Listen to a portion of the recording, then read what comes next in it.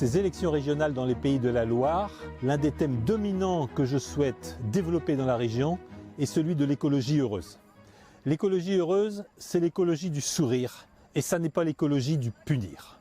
L'écologie heureuse, c'est celle que j'apprécie dans cette île-dieu qui est l'un des paradis un peu oubliés de notre monde de la technique, de la vitesse et des réseaux.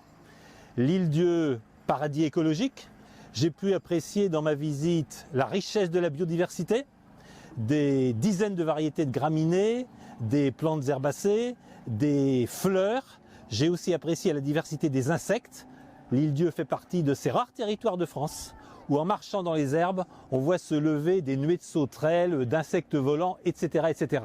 La biodiversité a toute sa place dans l'île-dieu. Je souhaite qu'elle retrouve toute sa place partout dans les Pays de Loire.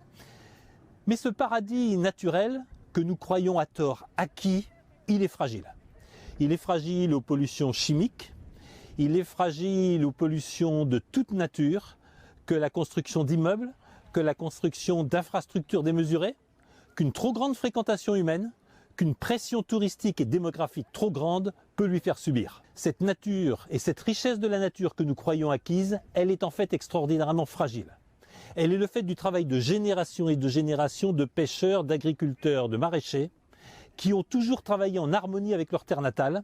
Et je rencontrais encore des pêcheurs qui me disaient être enfants, petits-enfants, arrière-petits-enfants de pêcheurs, qui ont donc toujours su gérer la ressource de poissons et de crustacés en harmonie avec le renouvellement des espèces. Voilà la nature que j'entends transmettre à mes enfants et à mes petits-enfants.